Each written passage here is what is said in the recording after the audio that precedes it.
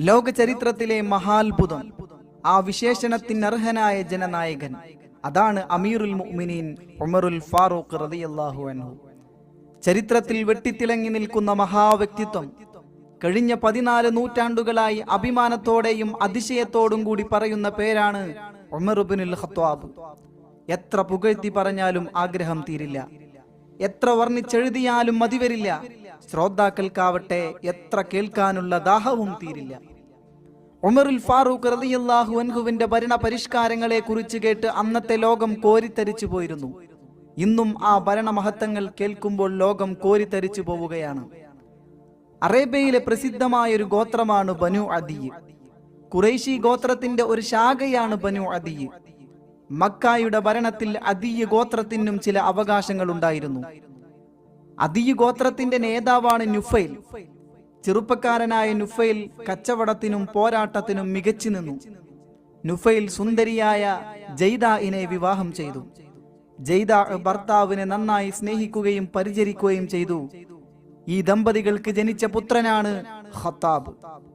ഗോത്രക്കാരുടെ ഓമനയായി വളർന്നു വന്ന വീരപുത്രൻ ഖത്താബ് വളർന്നു വലുതായി മികച്ച കച്ചവടക്കാരനും യോദ്ധാവുമായി തീർന്നു. മഖ്സൂം ഗോത്രം പ്രസിദ്ധിയിലും സാമ്പത്തിക ശേഷിയിലും അദി ഗോത്രത്തിനൊപ്പം നിൽക്കും. മഖ്സൂം ഗോത്രത്തിലെ പ്രമുഖനാണ് ഹാഷിം ഇബ്നു മുഗീറ. അദ്ദേഹത്തിന്റെ ഓമന പുത്രിയാണ് ഹന്തമ. ഖത്താബും ഹന്തമയും തമ്മിലുള്ള വിവാഹം നിശ്ചയിച്ചു. മക്കയിൽ അതൊരു വിശേഷ വാർത്തയായിരുന്നു. ഇരു ഗോത്രങ്ങളുടെയും അന്തസ്സിനൊത്ത വിധം വിവാഹം നടന്നു. സന്തോഷകരമായ ദാമ്പത്യ ജീവിതം സിദ്ധിച്ചു. ഖത്താബ് ഹന്തമ ദമ്പതികൾക്ക് ജനിച്ച പുത്രനാണ് നമ്മുടെ കഥാപുരുഷൻ, ഇസ്ലാമിന്റെ രണ്ടാമത്തെ അധിപൻ അമീറുൽ മുഅ്മിനീൻ ഉമർ ഇബ്നുൽ ഖത്താബ് റളിയല്ലാഹു അൻഹു, ഉമറുൽ ഫാറൂഖ് റളിയല്ലാഹു അൻഹു. മാതാപിതാക്കളുടെ കൺമണി. ആവശ്യം പോലെ സ്നേഹവാത്സല്യങ്ങൾ അനുഭവിച്ചാണ് അവിടുന്ന് വളർന്നു വന്നത്. കുടുംബത്തിന്റെ വകയായുള്ള ആട്ടിൻ പറ്റങ്ങളെയും തെളിച്ചുകൊണ്ട് ബാലനായ ഉമർ മലഞ്ചെരുവിലേക്ക് പോകും. മരുഭൂമിയിലെ പരുക്കൻ ജീവിതം നന്നായി പരിചയിച്ചു. പരുക്കൻ വസ്ത്രം ധരിച്ച് ചാട്ടവാറുമായി ആട്ടിൻ പറ്റത്തിന്റെ പിന്നാലെ നടക്കുന്ന ഉമർ ഈ ആട്ടിടയനായ ബാലനാണ് പേര് കേൾക്കുമ്പോൾ ലോകം വിസ്മയം കൊള്ളുന്ന അമീറുൽ മുഅ്മിനീൻ ഉമർ ഇബ്നുൽ ഖത്താബ് റളിയല്ലാഹു അൻഹുവായി ചരിത്രത്തിൽ ഉയർന്നു വന്നത്. നല്ല ഉയരമുള്ള ആരോഗ്യ ദൃഢഗാത്രനാണ് ഉമർ റളിയല്ലാഹു അൻഹു. ഏത് ആൾക്കൂട്ടത്തിലും ഉയർന്നു കാണാൻ കഴിയും. ഉച്ചത്തിലാണ് സംസാരം. ആൾക്കൂട്ടത്തിൽ ഉമറിന്റെ ശബ്ദം വേർതിരിച്ചു കേൾക്കാം. പലരുടെയും സംസാരം ശബ്ദകോശത്തിൽ ലയിച്ചു പോകും. ഉമറിന്റെ ശബ്ദം സ്ഫുടതയോടെ കേൾക്കാൻ കഴിയും. ബലം കൂടിയ കൈകാലുകൾ, വിടർന്ന മാറിടം, ഉയരം കൂടിയ ശരീരം, കൈകൾ വീശി കാലുകൾ നീട്ടിവെച്ചുള്ള ധൃതി പിടിച്ച നടത്തം കാണേണ്ട കാഴ്ച തന്നെയാണ്. കണ്ടവരാരും തന്നെ അത് മറക്കില്ല. സാഹസികനാണ്. അപകടം പിടിച്ച പണികൾ ചെയ്യും. എന്ത് തീരുമാനിച്ചോ അത് ചെയ്യും. വളരെ വേഗത്തിലാണ് നടപ്പ്. കൈകൊണ്ട് ഒരടി കിട്ടിയാൽ ചില്ലറക്കാരൊക്കെ വീണുപോകും. ഉക്കാള് ചന്തയിലെ ശ്രദ്ധാ കേന്ദ്രമാണ്. എത്രയോ തവണ അവിടെ ഏറ്റുമുട്ടലുകൾ നടന്നിട്ടുണ്ട്. പ്രതിയോഗികളെ പൊടുന്നനെ അടിച്ചു വീഴ്ത്തി കളയും. എന്തിലും തീവ്രതയാണ് കാണിക്കുക. വികാരത്തിലും തീവ്രത നിറഞ്ഞു നിന്നിരുന്നു. ഖത്താബിന്റെ കഴുത ഇസ്ലാം മതം സ്വീകരിച്ചാലും ഉമർ സ്വീകരിക്കില്ല എന്നായിരുന്നു അന്നത്തെ സംസാരം. ഇസ്ലാമിനോടുള്ള ഖുറൈശികളുടെ മൊത്തം വിരോധത്തിന് തുല്യമാണ് ഉമർ റളിയല്ലാഹു അൻഹുവിന്റെ അന്നത്തെ വിരോധം. ഇതായിരുന്നു മറ്റൊരു സംസാരം. ചെറുപ്പത്തിൽ തന്നെ എഴുത്തും വായനയും പഠിച്ചിരുന്നു അദ്ദേഹം. പിതാവിന്റെ ആടുകളെയും ഒട്ടകങ്ങളെയും മേച്ചു നടക്കുന്ന കാലത്ത് പല പ്രയാസങ്ങളും സഹിച്ചിട്ടുണ്ട്. ചൂട് പറക്കുന്ന പകലുകളിൽ മൃഗങ്ങളോടൊപ്പം കഴിയണം. ഇതിനിടയിൽ അക്ഷരാഭ്യാസം നേടി എന്നത് തന്നെ അത്ഭുതമാണ്. യുവാവായി കഴിഞ്ഞപ്പോൾ കച്ചവടം തുടങ്ങി. എത്രയോ തവണ ഷാമിലേക്കും യമനിലേക്കും കച്ചവട യാത്ര നടത്തിയിട്ടുണ്ട്. പണം കിട്ടും, ചെലവായി പോകും. ഒരു സമ്പന്നനായി ജീവിച്ചിട്ടില്ല. കച്ചവട യാത്രകൾ കാരണം വിജ്ഞാനം വർദ്ധിച്ചു. നിരവധി രാജ്യങ്ങളിൽ സഞ്ചരിച്ചു. പല ജനവിഭാഗങ്ങളെ കണ്ടു. അവരുടെ സംസ്കാരങ്ങളും സമ്പ്രദായങ്ങളും കണ്ടറിഞ്ഞു. ക്രൈസ്തവ പാതിരിമാരും യഹൂദ പണ്ഡിതന്മാരും പറയുന്നത് ശ്രദ്ധിച്ചു കേൾക്കും. വേദഗ്രന്ഥങ്ങളിലെ വിവരങ്ങൾ കിട്ടും. സാഹിത്യം ആസ്വദിക്കുന്നതിൽ വളരെ തൽപരനായിരുന്നു. കവിത ചൊല്ലും, ആസ്വദിക്കും. ഉക്കാളെന്ന് പറയുന്ന ചന്തയിൽ ഉമർ റളിയല്ലാഹു അൻഹു നടത്തിയ പ്രസംഗങ്ങൾ ഉജ്ജ്വലമായിരുന്നു. സാഹിത്യം നിറഞ്ഞു തുളുമ്പുന്ന വാചകങ്ങൾ സദസ്സിനെ ആവേശം കൊള്ളിക്കുമായിരുന്നു. നല്ല പ്രസംഗകൻ എന്ന പേര് അക്കാലത്ത് തന്നെ ഉമർ റളിയല്ലാഹു അൻഹു സമ്പാദിച്ചിരുന്നു. കവിതകളുടെ സാഹിത്യം നിരൂപണം നടത്താൻ മികച്ച കഴിവുണ്ടായിരുന്നു. ഉക്കാള് ചന്തയിലെ കവിതാ പാരായണം കേൾക്കുകയും ആസ്വദിക്കുകയും വിലയിരുത്തുകയും ചെയ്തു. പ്രതിഭാസമ്പന്നനാണ്. കവി സുഹൈർ അദ്ദേഹത്തിന്റെ കവിതകൾ ഉമറിനെ വല്ലാതെ ആകർഷിച്ചിരുന്നു. ഒരിക്കൽ അബ്ദുല്ലാഹിബ്നു അബ്ബാസുമായി സംസാരിക്കുകയായിരുന്നു ഉമർ റളിയല്ലാഹു അൻഹു. വിഷയം കവിതയാണ്. സംസാരത്തിനിടയിൽ മഹാകവി സുഹൈർ എന്ന് ഉമർ റളിയല്ലാഹു അൻഹു പറഞ്ഞു. അങ്ങനെ പറയാൻ കാരണം എന്തെന്നായി ഇബ്നു അബ്ബാസ് റളിയല്ലാഹു അൻഹു. സുഹൈറിന്റെ ചില വരികൾ ചൊല്ലി തന്റെ വാദം സ്ഥാപിക്കാൻ ഉമർ റളിയല്ലാഹു അൻഹുവിന് കഴിഞ്ഞു. ഉമർ റളിയല്ലാഹു അൻഹു ഇഷ്ടപ്പെട്ട മറ്റൊരു കവിയായിരുന്നു നാബിഗാം. അദ്ദേഹത്തിന്റെ എത്രയോ വരികൾ ഉമർ റളിയല്ലാഹു അൻഹുവിന്റെ ഓർമ്മയിലുണ്ടായിരുന്നു. ഉക്കാള് ചന്തയിൽ ഏറ്റവും പ്രചാരത്തിലുണ്ടായിരുന്നത് ഇംറഉൽ ഖൈസിന്റെ കവിതകളായിരുന്നു. ഉമർ ഇബ്നുൽ ഖത്താബ് റളിയല്ലാഹു അൻഹു ആ കവിതകളുടെയും ആസ്വാദകനായിരുന്നു. ഉമർ റളിയല്ലാഹു അൻഹു ഇംറഉൽ ഖൈസിനെ പ്രശംസിച്ചുകൊണ്ട് ഇങ്ങനെ പറഞ്ഞു: കവികളുടെ ഗുരു ഇംറഉൽ ഖൈസ് ആകുന്നു. കവിതകളുടെ നീരുറവയാണ് അദ്ദേഹത്തിന്റെ വരികൾ. തമീബ് ഇബ്നു നുവൈറ എന്ന കവിയെ ഉമർ ഇബ്നുൽ ഖത്താബ് റളിയല്ലാഹു അൻഹു വളരെയേറെ ആദരിച്ചിരുന്നു. അദ്ദേഹത്തിന്റെ വരികൾ മനഃപ്പാടമാക്കുകയും ഇടയ്ക്കിടെ അപലപിക്കുകയും ചെയ്യുമായിരുന്നു. യാത്രകളിൽ പാട്ടുപാടുക അക്കാലത്ത് പതിവായിരുന്നു. പാട്ട് കേട്ട് ഒട്ടകം ഉത്സാഹിച്ച് നടക്കും. ഉമർ ഇബ്നുൽ ഖത്താബ് റളിയല്ലാഹു അൻഹു യാത്രയിൽ പാട്ട് പാടിയിട്ടുണ്ട്. ഒരിക്കൽ അദ്ദേഹം പറഞ്ഞു: സവാരിക്കാരന്റെ കൂട്ടുകാരന്റെ പാട്ട്. വംശവിവരണം പഠിക്കാനും ഉമർ റളിയല്ലാഹു അൻഹു തൽപരനായിരുന്നു. മക്കളോട് അത് പഠിക്കാൻ ആവശ്യപ്പെട്ടിരുന്നു. കുടുംബ ബന്ധം സുദൃഢമാക്കാൻ അത് സഹായിക്കും. ഉമർ റളിയല്ലാഹു അൻഹു പറഞ്ഞു: കവിത പഠിക്കാത്തവൻ സാഹിത്യം മനസ്സിലാക്കാത്തവനാകുന്നു. ഉക്കാള് സജീവമാക്കാൻ ഉമർ റളിയല്ലാഹു അൻഹു നന്നായി സഹകരിച്ചിരുന്നു. ചെറുപ്പത്തിൽ തന്നെ ആയുധാഭ്യാസം നേടി അന്ന് പ്രചാരത്തിലുള്ള ഏത് ആയുധവും നന്നായി പ്രയോഗിക്കും. യുദ്ധരംഗത്ത് നന്നായി ശോഭിച്ചു. കുതിര സവാരിയിൽ നിപുണനായിരുന്നു. വളരെ വേഗത്തിൽ കുതിരയെ ഓടിച്ചിരുന്നു.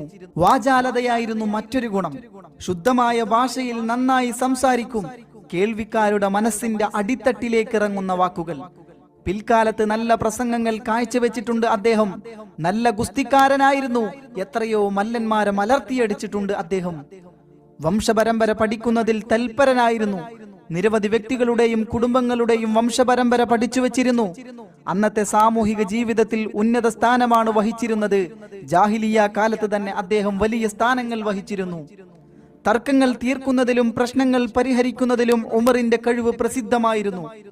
വല്ലാത്ത ബുദ്ധികൂർമ്മത, ഉച്ചത്തിലുള്ള വാചാലമായ സംസാരം, ഈ ഗുണങ്ങൾ നല്ലൊരു മധ്യസ്ഥനായി തീരാൻ അദ്ദേഹത്തെ സഹായിച്ചു.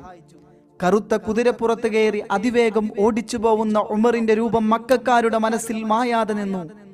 ഇസ്ലാം മതം സ്വീകരിച്ച കാരണത്താൽ പലരും മക്കയിൽ ക്രൂര പീഡനങ്ങൾ സഹിച്ചിട്ടുണ്ട്. പീഡനം നടത്തുന്നവരുടെ കൂട്ടത്തിൽ ഉമറും ഉണ്ടായിരുന്നു. ഖുറൈശി കൂട്ടം ഗൗരവമായി ചർച്ച ചെയ്യുന്ന ഒരു സദസ്. ഇസ്ലാമിനെ നശിപ്പിക്കാൻ എന്തു വഴി? അതാണ് ചർച്ചാ വിഷയം. മുഹമ്മദിനെ ഇല്ലാതാക്കുക, അതോടെ എല്ലാ പ്രശ്നങ്ങളും തീരും. പക്ഷേ അതെങ്ങനെ? സല്ലല്ലാഹു അലൈഹി വസല്ലം. ധീരനായ ഉമർ അക്കാര്യം ഏറ്റെടുത്തു. ഈ വാളുകൊണ്ട് ഞാൻ അവനെ വധിക്കും. ഉമറിന്റെ പ്രഖ്യാപനം വാളുമായി ഇറങ്ങി ധൃതിയിൽ നടക്കുകയാണ്. വല്ലാത്ത ഗൗരവഭാവം. ആ പോക്ക് അത്ര പന്തിയല്ലെന്ന് കണ്ടവർക്കെല്ലാം തോന്നി. വഴിയിൽ നിൽക്കുകയാണ് കൂട്ടുകാരൻ നുഐം. അദ്ദേഹം ചോദിച്ചു: ഊരി പിടിച്ച വാളുമായി താങ്കൾ എങ്ങോട്ടാണ് പോകുന്നത്? ഉമറിന്റെ കണ്ണുകൾ ജ്വലിക്കുന്നു. പേടിപ്പെടുത്തുന്ന ഭാവം, രൂക്ഷമായ നോട്ടം. ഉമർ പ്രഖ്യാപിച്ചു: ഞാൻ മുഹമ്മദിന്റെ തലയെടുക്കും. ഈ വാളുകൊണ്ട് ഞാൻ അവനെ വധിക്കും. അവൻ ജനങ്ങളെ ഭിന്നിപ്പിക്കുന്നു, സമാധാനം കെടുത്തുന്നു, നമ്മുടെ മതത്തെ ആക്ഷേപിക്കുന്നു. ഇനി അത് സമ്മതിക്കില്ല. ഇന്ന് അവന്റെ കഥ അവസാനിപ്പിക്കും. സല്ലല്ലാഹു അലൈഹി വസല്ലം. നുഐം സന്ദർഭത്തിനൊത്തുയർന്നു. ഉമറിനെ ഇങ്ങനെ വിട്ടുകൂടാ. ഈ പോക്ക് പോയാൽ അപകടമാണ്. വഴിതിരിച്ചു വിടണം. അതിനെന്ത് സൂത്രം പ്രയോഗിക്കും? നുഐം എന്നവർ പറഞ്ഞു: താങ്കൾ സ്വയം വഞ്ചിക്കപ്പെട്ടിരിക്കുന്നു. മുഹമ്മദിനെ വധിക്കാൻ കഴിയുമോ താങ്കൾക്ക്? അബ്ദുമനാഫിന്റെ കുടുംബം അതിനനുവദിക്കുമോ? മുഹമ്മദിനെ വധിച്ചാൽ പിന്നെ താങ്കളെ ഈ ഭൂമിയിൽ ജീവിക്കാൻ അവർ സമ്മതിക്കുമോ? വേണ്ടാത്ത പണിക്ക് പോകേണ്ട. ഉമർ ധിക്കാരത്തോടെ പ്രതികരിച്ചു: എന്നെ പേടിപ്പെടുത്തുകയാണോ? എന്നെ പിന്തിരിപ്പിക്കാനാവില്ല. ഞാൻ ഉദ്ദേശിച്ചത് നടത്തും. ഉമർ റളിയല്ലാഹു അൻഹു ആവേശം കൊള്ളുകയാണ്. ശരീരം രോഷം കൊണ്ട് തിളയ്ക്കുകയാണ്. നുഐം എന്നവർ അടമുമാറ്റി മറ്റൊരു കാര്യം എടുത്തിട്ടു. ഉദ്ദേശിച്ച കാര്യത്തിൽ നിന്ന് മനസ്സിനെ തെറ്റിക്കാൻ അതേ വഴി കണ്ടുള്ളൂ. ഉമർ, താങ്കൾ ആദ്യം നന്നാക്കേണ്ടത് സ്വന്തം വീട്ടുകാരെയാണ്. എന്നിട്ട് പോരെ മുഹമ്മദിനെ വധിക്കൽ. സല്ലല്ലാഹു അലൈഹി വസല്ലം. ഉമർ റളിയല്ലാഹു അൻഹു ഞെട്ടി. മനസ്സൊന്നു പതറി. ചിന്ത മാറി. അതിശയത്തോടെ ചോദിച്ചു: നുഐം, എന്റെ വീട്ടുകാർക്ക് എന്തു പറ്റി? വീട്ടുകാർ ഇസ്ലാം മതം വിശ്വസിച്ചതറിഞ്ഞില്ലേ ഉമറെ? എന്റെ വീട്ടുകാരോ? എന്താണ് താങ്കൾ പറയുന്നത്? താങ്കളുടെ സഹോദരി ഫാത്തിമ ഇസ്ലാം മതം വിശ്വസിച്ചു കഴിഞ്ഞു. ഫാത്തിമയുടെ ഭർത്താവ് സഈദ് ഇസ്ലാം മതം സ്വീകരിച്ചു.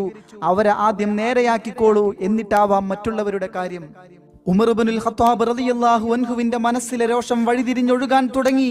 എന്റെ സഹോദരിയും ഭർത്താവും ഇസ്ലാം സ്വീകരിക്കുകയോ?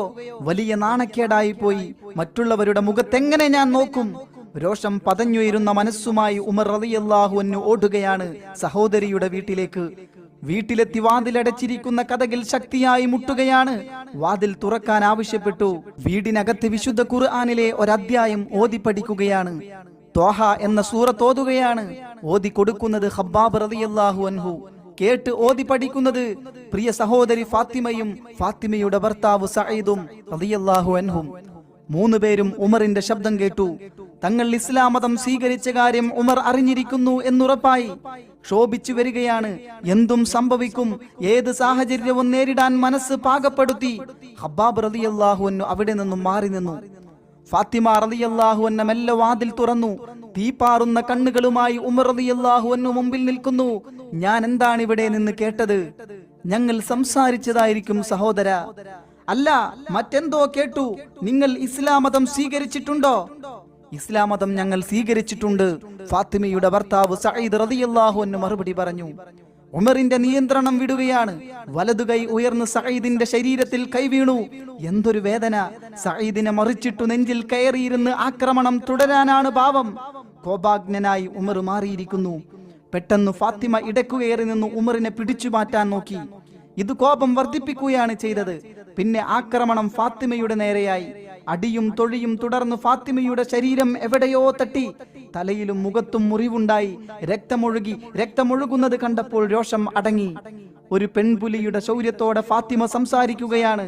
ഞങ്ങൾ ഏകനായ അള്ളാഹുവിൽ വിശ്വസിച്ചു, അവന്റെ റസൂലിലും വിശ്വസിച്ചു, അള്ളാഹുവിന്റെ വേദഗ്രന്ഥമായ വിശുദ്ധ ഖുർആനിലും വിശ്വസിച്ചു.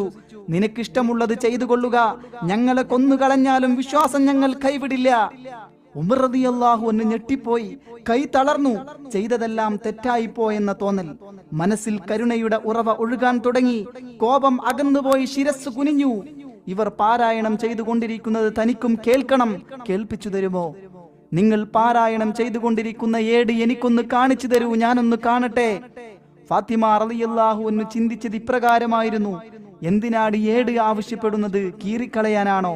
വീണ്ടും ചോദിക്കുകയാണെങ്കിൽ കുളിച്ച് ശുദ്ധിയായി വരാൻ പറയാം. ഉമർ റളിയല്ലാഹു അൻഹു വീണ്ടും ചോദിച്ചു. വളരെ ഭവ്യതയോടെയാണ് ചോദ്യം. കുളിച്ച് ശുദ്ധിയായി വരാൻ ആവശ്യപ്പെട്ടു. മനസ്സും ശരീരവും ശുദ്ധീകരിക്കപ്പെടുകയാണ്. തണുത്ത വെള്ളം തലയിൽ വീണപ്പോൾ കോപത്തിന്റെയും രോഷത്തിന്റെയും അംശങ്ങളെല്ലാം ഒഴുകിപ്പോയി. കുളിച്ചു വന്നത് മറ്റൊരു ഉമറായിരുന്നു. ഖബ്ബാബ് റളിയല്ലാഹു അൻഹു രംഗത്ത് വന്നു. ഫാത്തിമ റളിയല്ലാഹു അൻഹ ഏട് നൽകി. ഉമറിന്റെ കണ്ണുകൾ അക്ഷരങ്ങളിൽ പതിഞ്ഞു. വിറയാർന്ന സ്വരത്തിൽ പാരായണം ചെയ്തു. ത്വാഹ മാ അൻസൽനാ അലൈക്കൽ ഖുർആന ലിതഷ്ഖാ. എത്ര നല്ല വചനങ്ങൾ, എത്ര മഹത്തായ വചനങ്ങൾ! ഉമർ റളിയല്ലാഹു അൻഹു പാരായണം ചെയ്ത വചനങ്ങളുടെ ആശയം ഇങ്ങനെയായിരുന്നു. ത്വാഹ, താങ്കൾക്ക് നാം ഖുർആൻ ഇറക്കിയത് താങ്കൾ ബുദ്ധിമുട്ടാൻ വേണ്ടിയല്ല, ഭയപ്പെടുന്നവർക്ക് ഉത്ബോധകമായിട്ടാണ്. ഉന്നതാകാശങ്ങളും ഭൂമിയും സൃഷ്ടിച്ച ഒരുവനിൽ നിന്നും ഇറക്കപ്പെട്ട വെളിപാട്. പരമകാരുണ്യകൻ അർശിന്മേൽ സുസ്ഥിതനാണ്. ആകാശങ്ങളിലുള്ളതും ഭൂമിയിലുള്ളതും അവ രണ്ടിനും ഇടയിലുള്ളതും മണ്ണിനടിയിലുമുള്ളതെല്ലാം അവന്റേതാകുന്നു. നീ വചനത്തെ ഉറക്കെ ഉച്ചരിക്കുന്നുവെങ്കിലും തീർച്ചയായും അവൻ രഹസ്യത്തെയും ഏറ്റവും നിഗൂഢമായതിനെയും അറിയുന്നുണ്ട്. അള്ളാഹു അവനല്ലാതെ ഒരു ഇലാഹില്ല. ഏറ്റവും ഉത്തമമായ നാമങ്ങൾ അവനുള്ളതാകുന്നു. ഓരോ വചനം വായിക്കുമ്പോഴും ഉമറിന്റെ മനസ്സ് ഇളകിമറിയാൻ തുടങ്ങി. എത്രയോ മനോഹരമാണിത്! ഇത് മനുഷ്യ നിർമ്മിതിയല്ല, അള്ളാഹുവിന്റെ വചനങ്ങളാണിത്. സത്യം, യാതൊരു സംശയവുമില്ല. തുടർന്ന് പറയുന്നത് മൂസാ നബി അലൈഹിസ്സലാമിന്റെ വടിയുടെ കാര്യമാണ്. ത്വാഹാ സൂറത്തിൽ വഹൽ അതറാക ഹദീസു മൂസ. മൂസായുടെ ചരിത്രം നിനക്ക് വന്നെത്തിയോ? മൂസാ നബി അലൈഹിസ്സലാമിന് നൽകിയ സന്ദേശം വായിച്ചു. അള്ളാഹുവിന്റെ ചോദ്യവും കണ്ടു. വമാ തിൽക ബിയമീനിക യാ മൂസ. അല്ലയോ മൂസ, താങ്കളുടെ വലതുകൈയിൽ എന്താണ്? മൂസാ നബി അലൈഹിസ്സലാമിന്റെ വടി തൗഹീദ് പ്രചരിപ്പിക്കാൻ സഹായം നൽകിയ വടിയാണത്. തന്റെ കയ്യിലുള്ളതെന്താണ്? വാളാണ്. ഉമർ റളിയല്ലാഹു അൻഹു ചിന്തിക്കുകയാണ്. ഇത് തൗഹീദ് പ്രചരിപ്പിക്കാനുള്ള വാളാണ്. മൂസാ നബി അലൈഹിസ്സലാമിന് വടിയും ഉമർ റളിയല്ലാഹു അൻഹുവിന് വാളും. മനസ്സിൽ ഈമാൻ പ്രകാശിക്കുകയാണ്. ഉമർ ഇബ്നുൽ ഖത്താബ് റളിയല്ലാഹു അൻഹു തന്റെ സഹോദരിയോട് ചോദിക്കുകയാണ്, എവിടെയാണ് മുഹമ്മദ് നബി സല്ലല്ലാഹു അലൈഹി വസല്ലം? എനിക്കൊന്ന് കാണിച്ചു തരൂ, ഞാൻ സത്യസാക്ഷ്യം വഹിച്ചു കൊള്ളട്ടെ. ഖബ്ബാബ് റളിയല്ലാഹു അൻഹു സന്തോഷ വാർത്ത അറിയിച്ചു, അല്ലയോ ഉമർ, താങ്കൾ സന്തോഷിക്കുക. റസൂൽ സല്ലല്ലാഹു അലൈഹി വസല്ലമ തങ്ങൾ താങ്കൾക്ക് വേണ്ടി പ്രാർത്ഥിച്ചിട്ടുണ്ട്, അത് ഫലിച്ചിരിക്കുന്നു. നബി സല്ലല്ലാഹു അലൈഹി വസല്ലമ തങ്ങളുടെ പ്രാർത്ഥന ഇതായിരുന്നു, അല്ലാഹുമ്മ അയ്യിദിൽ ഇസ്ലാമ ബി അബിൽ ഹക്കം ഇബ്നു ഹിശാം ഔ ബി ഉമർ ഇബ്നുൽ ഖത്താബ്. അല്ലാഹുവേ, അബുൽ ഹക്കം ഇബ്നു ഹിശാം മുഖേനയോ അല്ലെങ്കിൽ ഉമർ ഇബ്നുൽ ഖത്താബ് മുഖേനയോ ഇസ്ലാമിനെ നീ ശക്തിപ്പെടുത്തി തരണമേ.